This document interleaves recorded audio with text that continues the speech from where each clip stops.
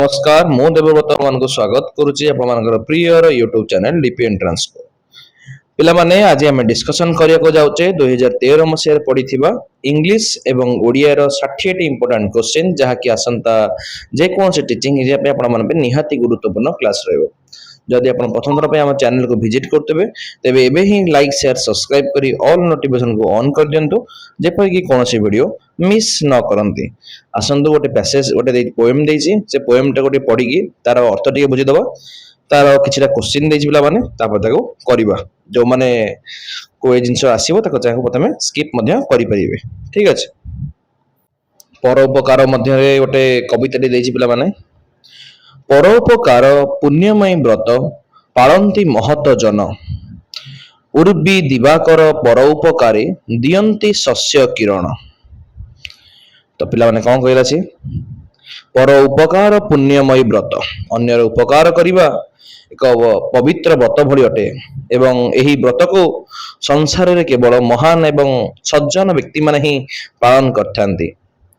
बाकी जो कहला कि उर्वी उर्वी कहले पिला माने कि पृथ्वी दिवाकर कहले सूर्य ठीक अच्छे आमर जो पृथ्वी एवं सूर्य स्वार्थपर न होई केवल परर कल्याण पई निजर जो शस्य एवं आलोक बाकी किरण जोटा कुआ जाउची ताको प्रदान करंती पर ताप लभी महत करंती पर को आह्लाद दान सुशीतल जल दान करे रवि रश्मि लभी हिमवान। कौन कहला सी तो ये कहला कौन पर ताप लभी तो अन्यर दुख एवं कष्ट देखो ताप बोली कहुई निजे को सही नहीं महान लोक माने अन्य मानक केवल सुख आउ आनंद प्रदान बांटी दियंती जहाँ आह्लाद बोली कहुई। बाकी से जो सुशीतल जल कथा कहला सी सूर्यंकर उत्तप्त किरण जोटा कि रश्मि पाई मध्य हिमालय बा हिमवान लागे नहीं बरम तार द्वारा बरफ तरल संसार को सुशीतल जल प्रदान करथाए। नेक्स्ट देखा कौन देछि उच्चे थाई मध्य नम्र होइथांती सत तत महत जन रवि शशि तारा केड़े ऊर्ध्वे स्थित समस्ते नत बदन। गोटे बढ़िया कथा कहला पिला माने महान व्यक्ति माने जेमती समाज रे जेते ऊपर पदवी एवं उच्च स्थान रे थिले मध्य सेमानक मन रे अहम भाव पिला माने आसनताए से माने सब बळे नम्र होइथांती। संस्कृत रे कथा तला नम्रति नमति फलिन वृक्ष नमन्ति गुणिन जनः शुष्क वृक्षश्च न नमन्ति मूर्खाः। ठीक अच्छे तो एठी रवि माने किए सूर्य आकाश रे सूर्य शशि माने चंद्र एवं तारा केते ऊपर रहिचंती तथापि से माने पृथ्वी आड़ को नईकी रहिचंती पिला माने नत बदन अछंती जेमती कि से माने नम्रतार प्रतीक अटंती पर अपकृत हेले हे महत करुथांती उपकार जदि केही खराब लोक महान व्यक्तिंकर अपकार बा अपकृत करे तथापि महान व्यक्ति तार प्रतिशोध न नहीं उल्टा तार ही भल करथांती। नेक्स्ट क्या कौन देछि घन ग्रासे रवि रवि काराकृष्ट बाष्पे घन संचार विपद सागरे बुड़ंती महत विपन्न साहाय्य पाई। ओ सॉरी सेटा पूर्व पचे परला तो एठी घन ग्रासे रवि माने सूर्य निजर किरण द्वारा पृथ्वी को जो जल को बाष्प आकार शोषि निए सेही बाष्प को परे मेघ बा घन साजी सूर्य को ही घोड़ाई देते पिला माने तथापि सूर्य क्षति सही मध्य मेघ को सृष्टि करने को बंद करती नहीं भलसे बुझिपाल। विपद सागरे बुड़ंती महत विपन्न साहाय्य पाई तुषा तुर पांथ तुषा नासे पांथ तरु मरुभूमि थाई। तो ये पिला कौन कहला तो महत लोक मैंने अन्य मानक विपद उद्धार करने निजे विपद रूपक समुद्र को बुड़ीबा प्रस्तुत था पिला माने ठीक अच्छे। तो तुषा तरु पांथ कथा कहला तो खरा बेले रास्तार जाऊा शोषिला बाटोईटे तो शोष मेटेवा तार पांथ तरु बा रास्ता कड़े बड़ छाई प्रदानकारी गछ सब निज स्थान रे प्रस्तुत हो रही है पिला माने ठीक अच्छे। अन्यर उन्नति दर्शने महत हृदय स्वतः प्रफुल्लित दिन बुद्धि देखी दिन कर प्रिया कमलिनी विकसित। तो ये कौन कहला ଅନ୍ୟ ଜଣଙ୍କର ଶୁଭ ବା ଉନ୍ନତି ଦେଖିଲେ ମହତ ଲୋକମାନଙ୍କ ହୃଦୟ ଆପେ ଆପେ ଆନନ୍ଦିତ ହୋଇ ଉଠେ। ଠିକ ଯେମିତି ଦିନରେ ବଢିବା ସମୟରେ ଦିନକର ପ୍ରିୟା ବା ସୂର୍ଯ୍ୟଙ୍କର ପ୍ରିୟ ଯିଏକି କମଳିନୀ ବା ପଦ୍ମ ଫୁଲ ଆପେ ଆପେ ଫୁଟେ ବା ବିକଶିତ ହୋଇ ଉଠେ। ଉପକାର ଉପକାରକର ପ୍ରତି ଉପକାର ସାଧନେ ମହତ ବଶ୍ୟ ଘନ ଜଳେ ପୂର୍ଣ୍ଣ ଜଳାଶୟ ବାଷ୍ପ ପ୍ରତି ଦାନେ ଚିରାଭସ୍ତ୍ୟ। କଣ କହିଲେ? ଯିଏ ଆମର ଉପକାର କରିଛନ୍ତି ତାର ପ୍ରତି ଉପକାର ବା ବଦଳରେ ସାହାଯ୍ୟ କରିବା ପାଇଁ ମହତ ଲୋକମାନେ ସବୁବେଳେ ଚେଷ୍ଟା କରନ୍ତି। ଠିକ ଯେମିତି ଗୋଟେ ଘନ ଜଳ ଦ୍ୱାରା ବା ମେଘ ଦ୍ୱାରା ପୂର୍ଣ୍ଣ ହୋଇଥିବା ଜଳାଶୟ ବା ପୋଖରଣୀ ନଦୀ ପରବର୍ତ୍ତୀ ସମୟରେ ବାଷ୍ପ ଆକାରରେ ପୁଣି ଥରେ ଆକାଶରୁ ଜଳ ଫେରାଇବା ପାଇଁ ଚିରଦିନ ଅଭ୍ୟାସ ରଖିଥାନ୍ତି। ଠିକ ଅଛି, ନେକ୍ସଟ କ୍ୱେଶ୍ଚିନ୍ ଦେଖିବା। ହିମାଳୟ ସୁଶୀତଳ ଜଳଦାନ କରେ କାହିଁକି? ତ ଲେଖିଛି ସୁଶୀତଳ ଜଳ ରଶ୍ମି ଲଭି ହିମବାନ ଦାନ କରେ ରବି। ସେଇ ଷ୍ଟେପରେ ପିଲାମାନେ ଅଛି ଏଠି। ତ ଏଠି ସୂର୍ଯ୍ୟ କିରଣ ଏ ବରଫ ତରଳୁଥିବାରୁ option number B is the right answer. Next ଦେଖିବା ପିଲାମାନେ କଣ ଦେଇଛି, ପର ଉପକାର ପାଇଁ କିଏ ଶସ୍ୟ ଦେଇଥାଏ? କି ଦେଇଥାଏ? କହିଛି ଉର୍ବୀ ଦିବାକର ପର ଉପକାରେ ଦିଅନ୍ତି ଶସ୍ୟ କିରଣ। ତ କିଏ ପିଲାମାନେ? ଉର୍ବୀ ମାନେ ପୃଥିବୀ ପିଲାମାନେ। ଠିକ ଅଛି, option number B is the right answer. Next ଦେଖିବା ପିଲାମାନେ କଣ ଦେଇଛି, ମହତ ଜନ ଉଚ୍ଚାରେ ଥାଇ ମଧ୍ୟ କିପରି ହୋଇଥାନ୍ତି? ତ ଦେଇଛି ଉଚ୍ଚ ଥାଇ ମଧ୍ୟ ନମ୍ର ହୋଇଥାନ୍ତି ସତତ ମହାଜନ। ଠିକ ଅଛି, ତ ରବି ଶଶି ତାରା କେଡେ ଉଚ୍ଚ ସ୍ଥିତ ସମସ୍ତେ ନତବଦନ। ଠିକ ଅଛି, କିପରି ଥାନ୍ତି? ନତବଦନ ହେଇଥାନ୍ତି ପିଲାମାନେ। Option number B is the right answer. ଉର୍ବୀର ପର୍ଯ୍ୟାୟବାଚୀ ଶବ୍ଦ ପିଲାମାନେ କିଏ? ତ ଉର୍ବୀର ଅର୍ଥ ପିଲାମାନେ କଣ? ପୃଥିବୀ। ବିଶ୍ୱମ୍ବରା ମଧ୍ୟ ପୃଥିବୀର ଏକ ପ୍ରତିଶବ୍ଦ ପିଲାମାନେ ଅଟେ। ଠିକ ଅଛି, ବାକି ସେ ନିଶାକର କହିଲା ଯେ କି ଚନ୍ଦ୍ର, ବିଭା ବସୁ ସୂର୍ଯ୍ୟ ବା ଅଗ୍ନି ପିଲାମାନେ ମହିଧର କହିଲେ ପର୍ବତ ପିଲାମାନେ। ଠିକ ଅଛି, ବିଶ୍ୱମ୍ବରା option number D is the right answer. Next ଦେଖିବା ପିଲାମାନେ 34 ପ୍ରଶ୍ନ କଣ ଦେଇଛି, ସରି 35 ପ୍ରଶ୍ନ। ଉଦ୍ଧୃତାଂଶରେ କାହା ଉପରେ ଅଧିକ ଗୁରୁତ୍ୱ ଦିଆଯାଇଛି? ପରୋପକାର ସାଧନା ପାଇଁ ହିଁ ଗୁରୁତ୍ୱ ପ୍ରଦାନ କରାଯାଇଛି ପିଲାମାନେ, କାରଣ ପରୋପକାର ଏକ ପୁଣ୍ୟମୟ ବ୍ରତ ଅଟେ। ଠିକ ଅଛି, option number A is the right answer. Next ଦେଖିବା ପିଲାମାନେ କଣ ଦେଇଛି, ଗୋଟେ ପ୍ୟାସେଜ ଦେଇଛି ପିଲାମାନେ ଯାହାକୁ ଆପଣ ପଢିପାରିବେ। ଠିକ ଅଛି, ପଢି ସମୟ ନଷ୍ଟ କରିବା ଚାହୁଁନି।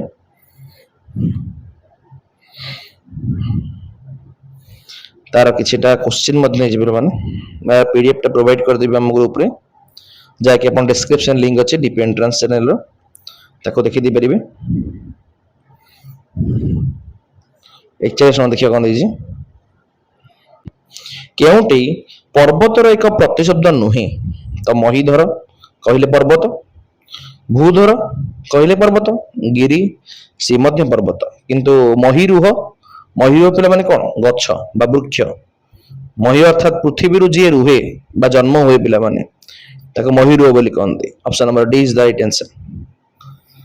नेक्स्ट के पिला कोन देछि 42 जेपरी सेमिति सेमाने जेते सीए एगुड़िक केउं प्रकार पद अटंती? एगुड़ा सब पिला कि पद सर्वनाम अटे कारण विशेष पद बा नाम बदल जो पद विभक्त हुए ताको सर्वनाम बोली कहंती। एठारे जेमति सीए सेमाने गोटे सीधासलख सर्वनाम जेपरी एमती सेते हेउची सर्वनाम पद पिला माने अटे। तो विशेष कहले पिला माने कोन गोटे नाम को बुझाए, विशेषण गुण अवस्था किंबा संख्या को बुझाए, अवय जहार कोनोसी परिवर्तन ही हुए नै पिला माने। ठीक अछि, ओ एवं किंतु लगी इटा कनेक्ट हेतै। Option number C is the right answer सर्वनाम। नेक्स्ट देखिए कोन दैछि महरगरु जाई कांतारे पड़िबा, कांतारे पड़िबा एही रूढ़ीर अर्थ कोन? तो महरग अर्थात कोन दुर्भिक्ष बा महंगा समय एवं कांतार कहले पिला माने कोन गहीर जंगल बा गोटे घंच जंगल एक छोटिया असुविधा बाहरी एक बड़ विपद रे पड़िबा को ही रूढ़ी व्यवहार कराइते। तो option number A is the right answer.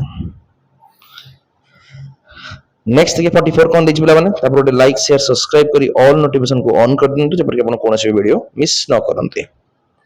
अशुद्ध शब्द चिन्ह पिला माने देछि निस्वार्थ पर, बाकी से जो कोई कहला निरपराध, बाकी कि निस्वार्थ, स्वार्थपर, स्वार्थी शब्द पिला ठीक अछि। अशुद्ध किए निस्वार्थपर, option number B is the right answer. Next देखिए पिला कौन देछि केउं शब्दटी भिन्न जातीय अटे। सशिष्य कहले कौन शिष्यंक सहित, सस्त्रीक स्त्रींक सहित, सबांधव बांधव सहित, ठीक अच्छे। किंतु जो कहला कि सकार्य या अर्थ कहले कौन भल कार्य को सुकार्य कह जाए पिला माने, सकार्य तो नुह ना। तो ऑप्शन नंबर बा सतीर्थ तीर्थ सहित पिला माने, ठीक अच्छे। तो यहाँ option number A is the right answer. जय करने को इच्छा तो कौन कहते जिज्ञासा बोली कहते, ठीक अच्छे। Option number C is the right answer. बाकी जिज्ञासा क्या कहते जानिबार इच्छा, जीवार इच्छा, जिगमिशा, ठीक अच्छे। 47 देखिए बोले कौन देखिए अतिथि यज्ञ एथिरे व्यवहृत ज्ञ युक्त वर्णटी किपरि गठित होता है। तो जरे व्यंजन जो मिसले ज्ञ हुए पिला माने, ठीक अच्छे। Option number B is the right answer. Next कौन देछि राम चढ़ुथिबा साइकेल टी भंगा। तो एठारे भंगा की प्रकार पद अटे, याकू पिला माने कौन कहती विधेय विशेषण बोली कहती। तो विधेय विशेषण पिला क्या कहुचे जितेबाला विशेष्य पदटी विशेषण पदटी विशेष्य पदर परे बा क्रिया पदर पूर्व विधेयर अंश बसे ताको विधेय विशेषण बोली कहते। एठारे साइकेल टी गोटे विशेष्य पद परे भंगाटा बसी पिला माने, ठीक अच्छे। तो ये विधेय विशेषण है, option number C is the right answer. Next देखिए 49 जलर 3टी प्रतिशब्द लिखि वाक्यर व्यवहार कर। यह निम्नोक्त मध्यरु केउं प्रकार प्रश्नर अंतर्भुक्त अटे। तो ये प्रश्न रे पिलाटी निज मनरु वाक्य गठन करिवो जेउतरे तार निजस्व अभिव्यक्ति एवं तार जो क्रिएटिविटी सृजनशीलता प्रकाश पाई थाए। तेणु यह रचनात्मक बा अभिव्यक्ति मूलक प्रश्न बोली कह जाए पिला माने। Option number C is the right answer. तो मेलक कहले कौन जो गार फार टाणी करती चयन मूलक एमसीक्यू निर्दिष्ट उत्तर मूलक कहले गोटे शब्द उत्तर बाछा कह जाए, ठीक अच्छे। तो option number C is the right answer. Next देखिए 50 नंबर कौन देछि निम्नोक्त मध्यरु केउं स्थान रे विराम चिन्ह कमार व्यवहार करा जाए। जितेबाला गोटे वाक्य रे एकाधिक समान प्रकार पद थाए जेमति कि आंब पणस कदली, तो गोटे समान जातीय पद यहाँ सब। तो युड़िक लिखिला बेले कमार व्यवहार पे करा जाए। तो समजातीय शब्द बा पद एक रु अधिक थिले सेमानक मध्यरे पार्थक्य दर्शाइबा कौन बसे कमा अवस्था पिला माने, ठीक अच्छे। तो option number A is the right answer. Next देखिए कौन देखिए 51 वीर सुरेंद्र साय प्रसंगटी शिक्षार्थी को पढ़ेले केउं विशेष उद्देश्य रे साधित हेबो। यहाँ गोटे जीवन मूलक प्रबंध अटे। तो यार मूल लक्ष्य हूँ पिला माने कौन पिला मानक मध्यरे देश प्रेम एवं नैतिक गुणर विकास करवा, जोटा कि सुरेंद्र साईंकर अपूर्व देश प्रेम त्याग एवं वीरत्वर संपर्क विषय जानीपर। Option number B is the right answer. बाकी से जो कहला कि केवल वंशानुबली जानिबा किंबा जो कहला कि केवल इंग्रज युद्ध विषय जानिबा ये प्रसंग गुड़िक पिला माने कौन गोटे लर्निंग ऑब्जेक्ट भी नुहे गोटे, ठीक है शिक्षण उद्देश्य नुहे। तो नेक्स्ट 52 देखिए कौन देछि लिखन विकास रे केउंटी सहायक नुहे। तो जितेबाला गोटे जदि पिलाटी केवल चित्र आंकिबो बा सही विषय किछि लिखिबो नाही तेबे तार लिखन दक्षतार विकास आदम हबो ही नहीं। तो चित्रांकन आंकिबा एवं यही विषय रे न लिखिबा, ठीक अच्छे। बाकी से जो कहला कि छोट छोट प्रश्न उत्तर लिखिबा कविता लिखा गप लिखा लिखा माध्यम लिखा दक्षता बढ़ी पे ठीक अच्छे option number A is the right answer. Next देखिए कौन देखिए 53 एटा प्रति वर्ष पिला माने परीक्षा रे पड़े ठीक अच्छे मातृभाषा शिक्षा पाई केउ उत्पादन सर्वोत्तम तो आमर जो भाषा शिक्षा रही तार सार्वजनीन एवं प्राकृतिक कर्मटा पिला माने कौन LSRW listening speaking reading writing पिला माने श्रवण कथन पठन लिखन प्रथमे गोटे पिला शुणे तापर कहे तापर पढ़िबो शेष लिखिबो ना तो option number A is the right answer. Next देखिए 55 कौन दीजिए 54 बोध ज्ञान दक्षतार विकास पाई केउ कार्य अधिक आवश्यक थाए तो बोध ज्ञान अर्थ बुझीबा पढ़िबा द्वारा ही गोटे पिला विषय वस्तु को गभीर भाव बुझीपारे एवं तार ग्रहण शक्ति पिला माने बढ़ी थाए ठीक अच्छे तो पढ़िबा द्वारा पठन दक्षता यहाँ option number D is the right answer. बाकी से जो कहला कि कथन किंबा लिखन यहाँ गोटे पिला माने गोटे प्रोडक्टिव स्किल पिला माने गोटे प्रकाशन मूलक दक्षता अटे बोध पाई गोटे रिसेप्टिव स्किल दरकार पिला माने पठन आ श्रवण दक्षता पिला माने दरकार तो परीक्षा यहाँ भी पड़े रिसेप्टिव स्किल कोटा प्रोडक्टिव स्किल कोटा रिसेप्टिव स्किल कोटा पढ़ पठन आ श्रवण प्रोडक्टिव स्किल कोटा कथन आ लिखन ठीक अच्छे तो 55 देखिए कौन देछि केउटी व्याकरण शिक्षार प्रधान उद्देश्य अटे तो व्याकरण होउछि गोटे भाषार नियमावली जोटा कि प्रधान लक्ष्य होउछि भाषार प्रयोग को शुद्ध श्रृंखलित एवं सुंदर एवं मार्जित करवा जोटा कि भाषा को श्रृंखलित एवं मार्जित करवा option number D is the right answer. Next देखिए 56 देखी ना केते दिन खंडगिरी कविताटी पढ़ेला बेले केउ विशेष उद्देश्य साधित हुए तो ये कविताटी कहार लेखा पिला माने उत्कलमणि गोपबंधु दास कंदर लिखित एथिरे ओडिशार अतीतर गौरवमय इतिहास सम्राट खारबेलंकर कीर्ति विषय रे वर्णना करा जायछि पिला माने जोटा कि पिला मानक भितरे जातीय चेतना को जागृत करिथाय तो ऑप्शन नंबर सी रे जो देला कि खंडगिरी इतिहास जानिबा सहित अतीतर गौरव विषय जानि थाए option number C is the right answer.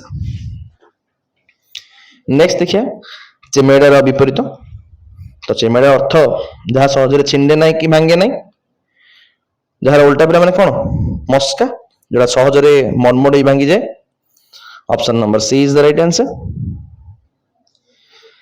साहित्य पाई किए ज्ञानपीठ पुरस्कार पाई गोपीनाथ महांती पाई पिला माने option number B is the right answer तो केबे पाई से 1973 रे पाई कहा तांकर जो प्रसिद्ध उपन्यास थिला माटी मटाल तापाई कि ज्ञानपीठ पुरस्कार पाई बाकी जो सुरेंद्र महांती देइचंती से केंद्र साहित्य अकादमी पाई पिला माने केंद्र साहित्य अकादमी पुरस्कार ज्ञानपीठ पुरस्कार पाई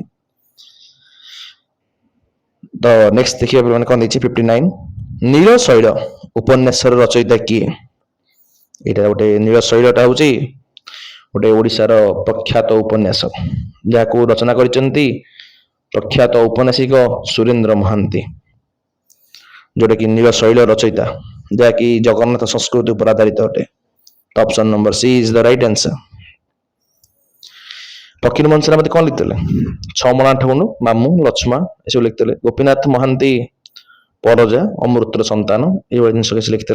नेक्स्ट देखिए पे कौन देछि 60 प्रश्न केही रही नाही रहिबे नाहिटी भवरंग भूमि तरे सबे निज निज अभिनय सारी बाहुड़ीबे काल बळे उक्तिटी किए लिखिचंती यही पद्यांशटा कवितारे राधानाथ राय सृष्टि जो महाजात्रा काव्य अच्छी से लिखा जाइतला यही संसार मृत्युर चिरंतन सत्य को दर्शाए पिला माने Radhanath Ray option number B is the right answer. आशा करें आप 30 प्रश्न भलसे बुझीपारे। नेक्स्ट पढ़ेगा इंग्लिश को तापर गोटे लाइक शेयर सब्सक्राइब करी ऑल नोटिफिकेशन को ऑन कर दिंतु जेपरिक आपण कौन वीडियो मिस न करती ठीक अच्छे ए पर्यटन जो मान रही बहुत बहुत धन्यवाद।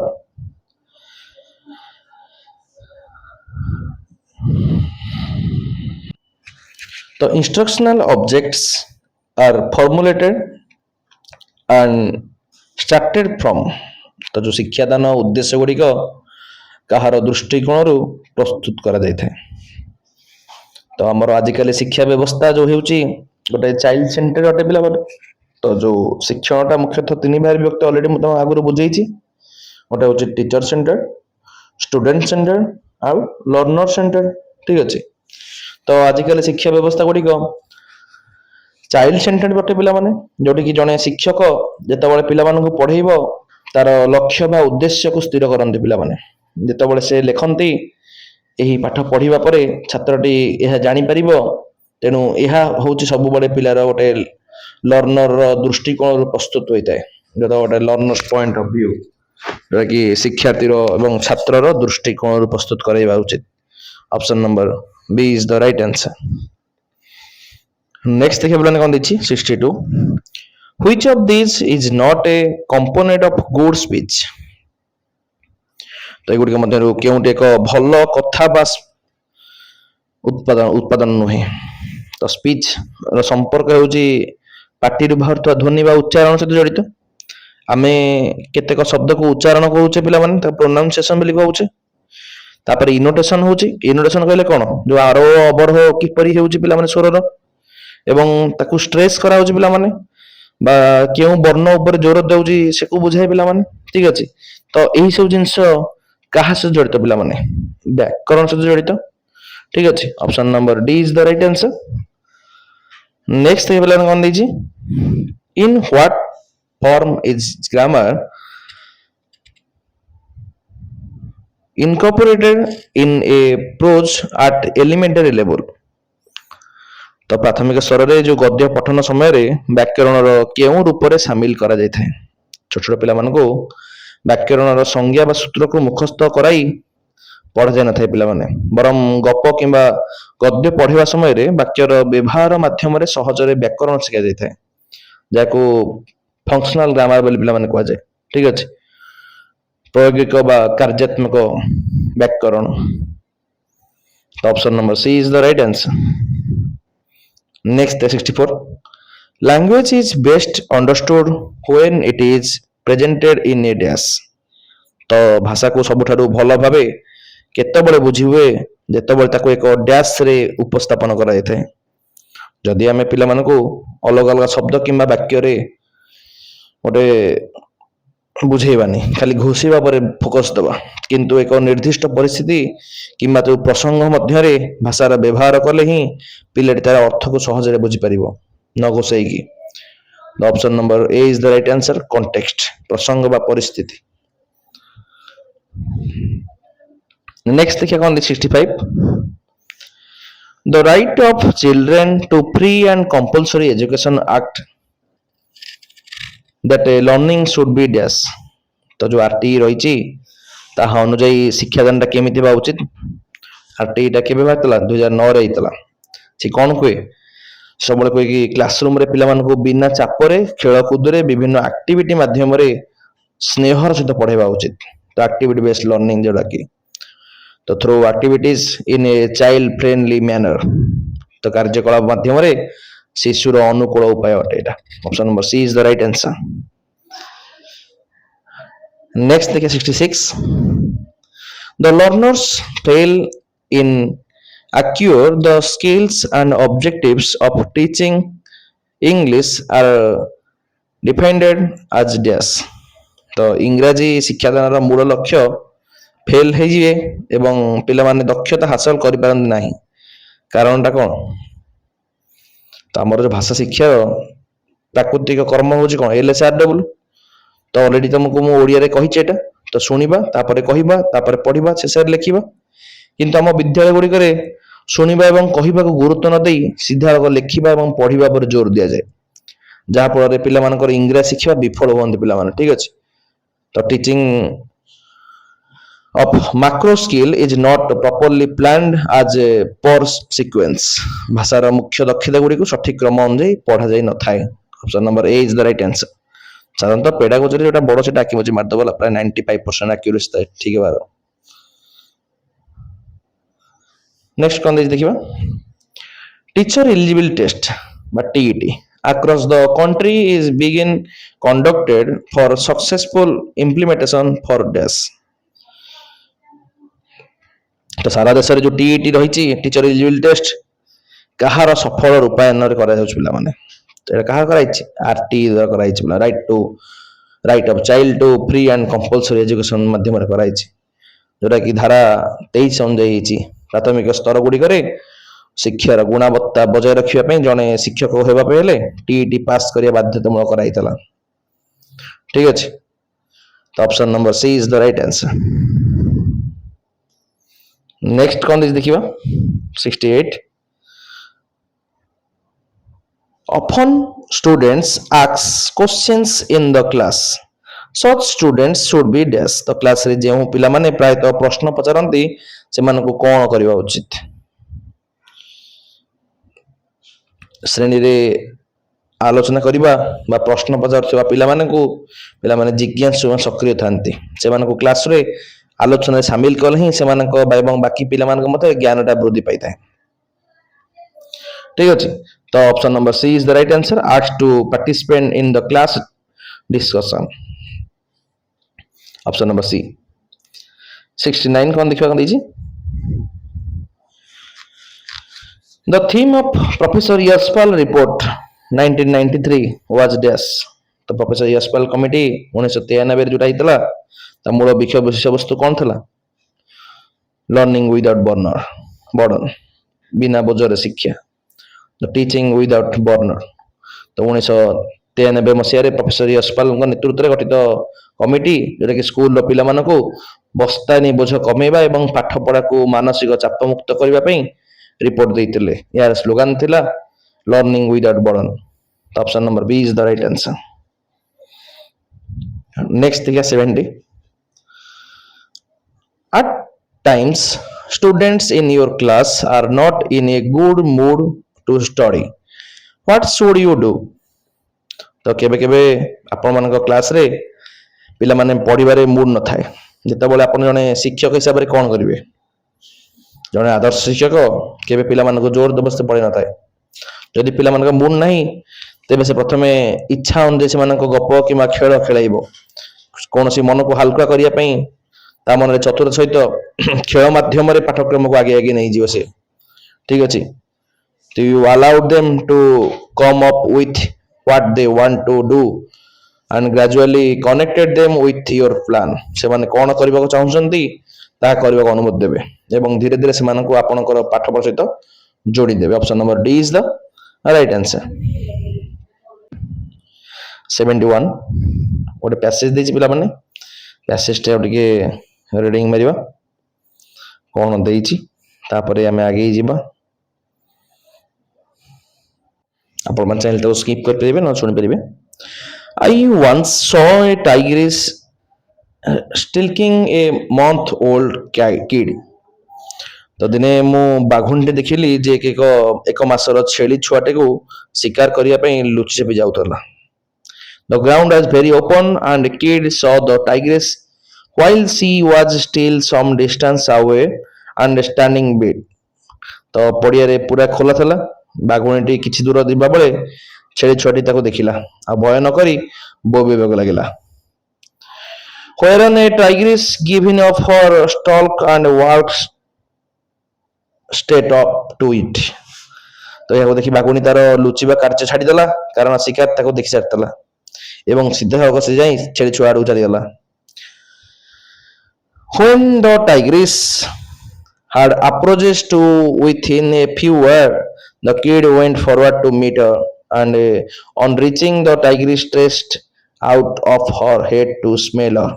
ତ ବାଘୁଣୀ ଯେତେବେଳେ କିଛି ଗର୍ଜନ ଦୂରତାକୁ ଆସିଲା ଛେଳି ଛୁଆଟି ଡରି ପଳେଇବା ବଦଳରେ ତାକୁ ଭେଟିବାକୁ ଆଗକୁ ଗଲା ଆଉ ବାଘୁଣୀ ପାଖରେ ପହଞ୍ଚିକି ମୁଣ୍ଡୁ ବଳେ ତାକୁ ଶୁଙ୍ଘିବାକୁ ଲାଗିଲା For a duration of full heart-beaten, the month-old kid and the queen of the forest stood nose to nose. କିଛି ମୁହୂର୍ତ୍ତ ପାଇଁ କିଛି ସ୍ପନ୍ଦନ ସମୟ ପାଇଁ ସେହି ଏକ ମାସର ଅବଧିର ଛେଳି ଛୁଆଟି ଏବଂ ଜଙ୍ଗଲ ରାଣୀ ବାଘୁଣୀ ପରସ୍ପରର ନାକକୁ ନାକ ମିଶାଇ ଠିଆ ହେଲେ And then the queen turned and walked upon the direction of which she had come. ଏବଂ ତାପରେ ଜଙ୍ଗଲର ରାଣୀ ପଛକୁ ବୁଲିଲା ଏବଂ ଯେଉଁ ବାଟରେ ଆସିଥିଲା ସେଇ ବାଟରେ ଫେରିବାକୁ ଚାଲିଗଲା, ତାକୁ ମାରିଲା ନାହିଁ। क्वेश्चन देखिए कौन दीजिए 71 the kid was dash month old तो पिलाटी छेड़ी छुआटी केते मासर थिला 1 month old option number A is the right answer 72 the tigress walked straight up to the kid because तो बाघुणी जनक सीधा सड़क छुआ पाखु चलीगला कारण स्टॉकिंग वाज यूजलेस नाउ लुचि लुचि छपी छपी पछरे जीवा बेकार तला काम देखि दितला ना तो option number B is the right answer the kids behaviour indicates that तो छुआटीर व्यवहार किपरि थला it was not aware of the danger involved ताको विपद विषय जाना नतला विपद ही छोट छोट ना जाना नतला विपद ही को जानि से तो option number C is the right answer तो पढ़ी देले कोन हम टिके आपण मानन को सहज हबो करिया पे हला the expression for the duration of a few heart beats suggested तो जो स्पंदन रहिछि बाघुणी एवं छेड़ी छुआ परस्पर को सुंगीबारे बितै थले किछि सेकंड में करथे the few seconds the tigers and the kid smell each other option number a is the right answer 75 stalking as described in the passage meant तो बोला मैंने stalking अर्थ को कोन moving quickly with it without beginning seen or hear तो धारा न पड़िबा शब्द न करी चतुर सह आगु बढ़ी चलिबा next option number C is the right answer next गोटे पोएम देछि ताको आपण पढ़ी परिबे ताको मु स्किप करछि ठीक अछि 81 देखियो कोन देछि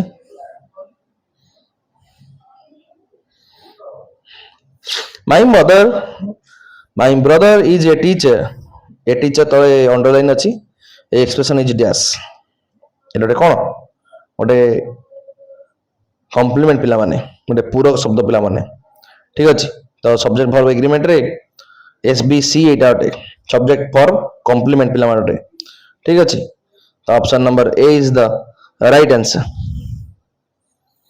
नेक्स्ट देखिए बोला कोन देछि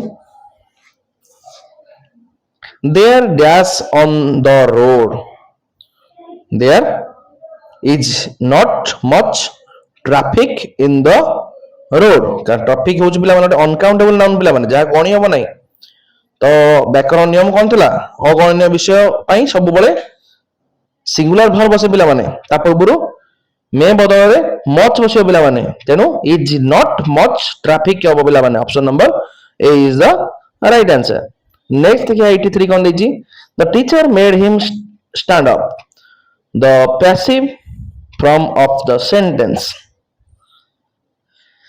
तो पैसिव करिया पिला माने तो गोटे एक्टिव वॉइस रे मेक क्रिया पर टू बसे नै पिला माने ठीक अछि तो he was made to stand up पिला माने ठीक अछि तो option number D is the right answer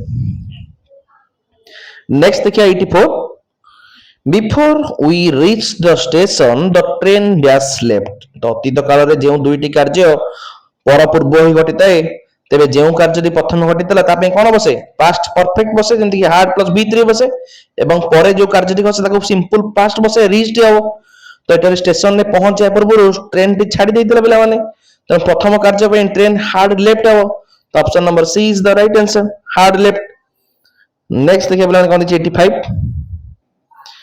if wishes were horse beggars dash ride them तो गोटे सेकंड कंडीशनल अटे पिला माने एटारे तो एक काल्पनिक असंभव परिस्थिति अटे तो इफ प्लस पास्ट टेंस जोटा कि विश वेयर बसी प्लस वुड प्लस वर्ब हो पिला माने तो वुड राइड हो option number B is the right answer would ride she is so dash so she cannot save anything तो से एते डैश जे से किछि भी संचय करि परले नाही से बहुत खर्ची ତ ଯେଉଁ ଲୋକ ଅଧିକ ଅଯଥାରେ ଖର୍ଚ୍ଚ କରେ ତାକୁ କଣ କହନ୍ତି ପିଲାମାନେ? ଏକ୍ସଟ୍ରାଭେଜାଣ୍ଟ ପୁଣି କହନ୍ତି ପିଲାମାନେ, EXTRAVAGANT। ତ option number D is the right answer.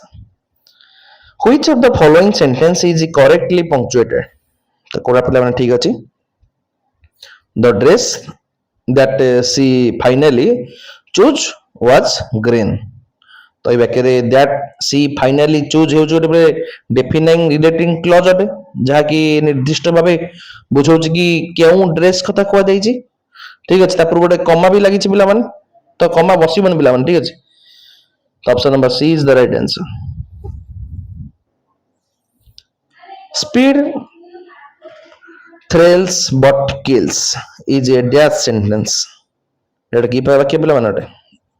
ଯେତେବେଳେ ବାକ୍ୟରେ ଦୁଇଟି ସ୍ୱାଧୀନ ବାକ୍ୟାଂଶ ଯେମିତିକି ସ୍ପିଡ୍ ଥ୍ରିଲ୍ସ ଆଉ ସ୍ପିଡ୍ କିଲ୍ସ, ଏହି ଦୁଇଟାକୁ ବଟ୍ ନାମକ ଏକ କୋଅର୍ଡିନେଟିଂ କଞ୍ଜକ୍ସନ ଦ୍ୱାରା ଯୋଡ଼ା ଯାଇଛି, ତେଣୁ ଏଟା ଗୋଟେ କମ୍ପାଉଣ୍ଡ ସେଣ୍ଟେନ୍ସ ଅଟେ ପିଲାମାନେ, ଯୌଗିକ ବାକ୍ୟ ଅଟେ। Option number C is the right answer. 89 ଦେଖିବା କଣ ଦେଇଛି। Mistress Chakraborty was elected chairperson of board ପିଲାମାନେ। ଠିକ ଅଛି, ତ ଆମର ଯୋଉ ନିୟମ ରହିଛି କେତେକ ନିର୍ଦ୍ଦିଷ୍ଟ କ୍ରିୟା ଯେମିତିକି ଇଲେକ୍ଟ, ଆପଏଣ୍ଟ, ମେକ୍, ଚୁଜ୍ ପରେ ଆସୁଥିବା ପଦର ସଂଜ୍ଞା ପୂର୍ବରୁ କୌଣସି ଆର୍ଟିକଲ ଏ ଆଣ୍ଡ ଦ ବସେ ନାହିଁ ପିଲାମାନେ। ଠିକ ଅଛି,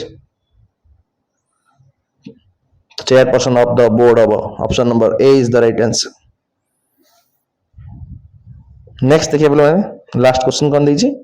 Which of the following sentence is correctly spelled word? Diarrhea, DIARRHOEA। Option number B is the right answer. तो आशा करी आपण मानकर 90टी क्वेश्चन भलसे बुझी पारतेबे। तो गोटे लाइक शेयर सब्सक्राइब करी ऑल नोटिफिकेशन को ऑन कर दिंतु। जहार पीडीएफ चाहिए पहले आपण टेलीग्राम ग्रुप एवं व्हाट्सएप चैनल मध्ये डिस्क्रिप्शन में लिंक अछि, ताको जॉइन करि परिबे। तो एतिके रहइली। जय जगन्नाथ, जय मां मंगल। देखा परवर्ती क्लास रे।